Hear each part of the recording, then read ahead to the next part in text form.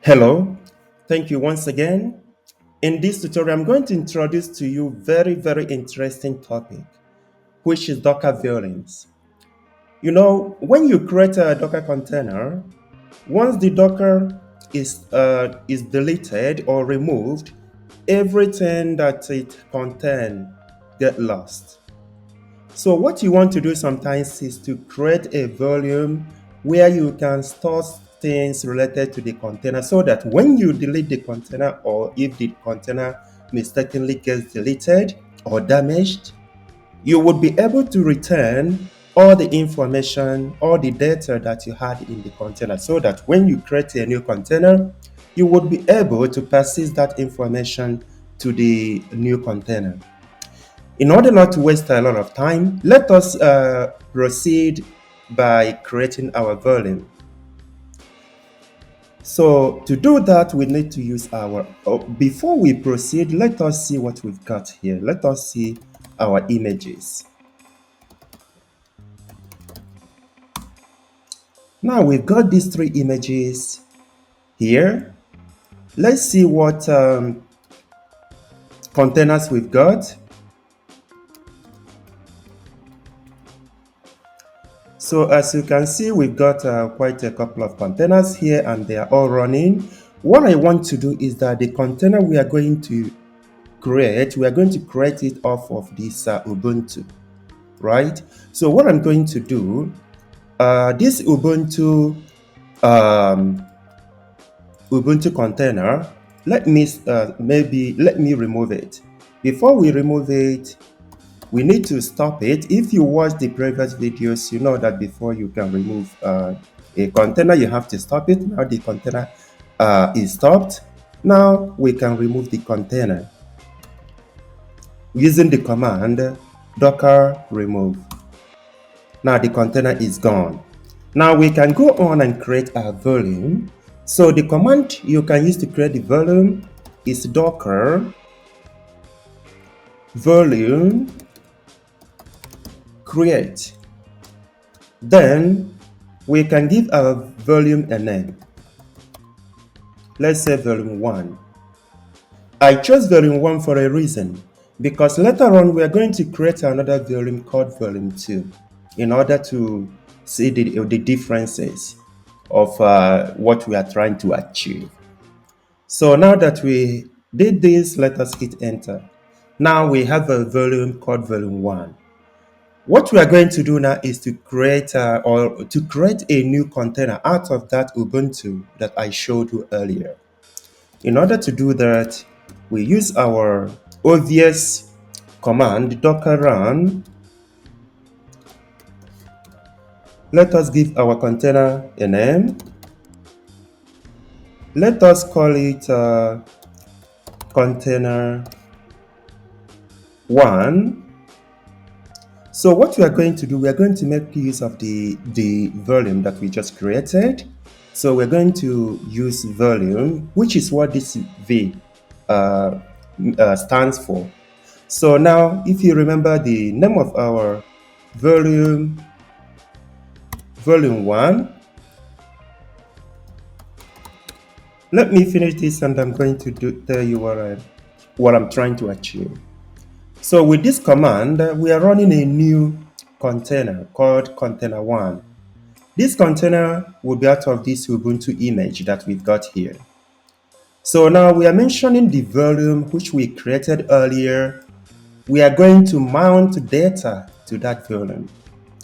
So this data is kind of a container that will be created inside our container called container 1, so that we will be able to kind of persist data that we have in our container inside this volume, which is created in Docker Engine. Remember, this very volume will be created in Docker Engine. That is why whenever the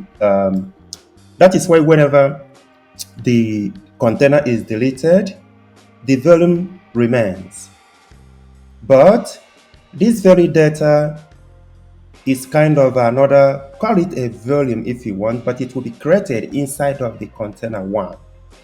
So when our container 1 is deleted, any data that is here inside of it will be persisted in volume 1, right? So let us go on and hit enter.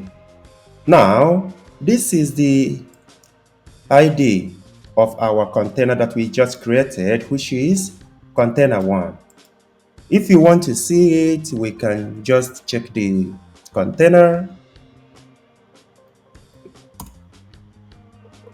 So as you can see, that's our new container, which we just created now.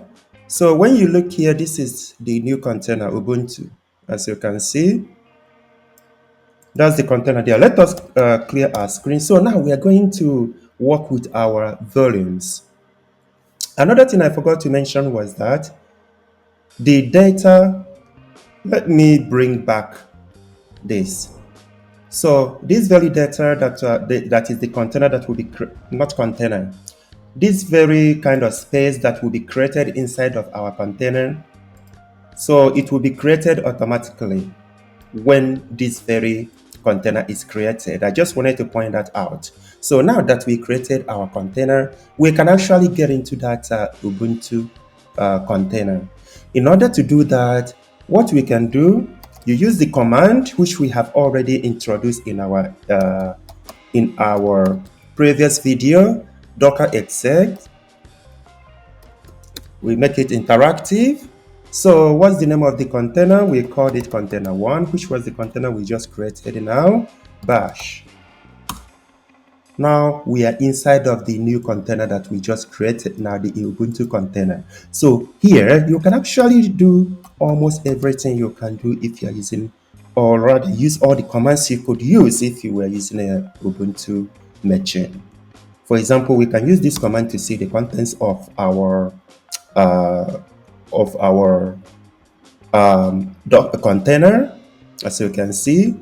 So when you look at this, this was actually this very volume that we created inside of our container where we can persist our data. If you remember, we called it data, right? So here is it. So if we want, we can go into this data. Let us see, cd data. Now we are inside of the data. Obviously, it should be empty.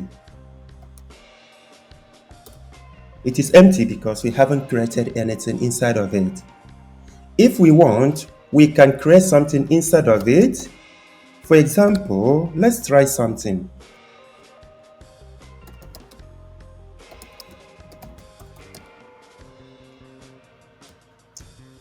I'm going to tell you what we are trying to achieve. So what I'm trying to do now is to create a file called mydata.txt inside of this very data.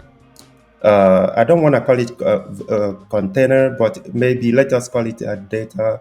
Call it a folder if you want inside of the our container. Let's use the word folder starting from now. So we are going to create this very file, mydata.txt, inside of data, and add this very text inside of this very file, the new volume, or the new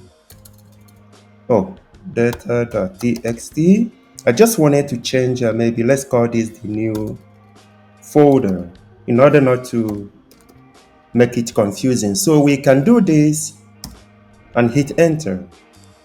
Now let us see if we got something inside of our data folder. As you can see, that was the data that we just created now, or rather the file that we just created now.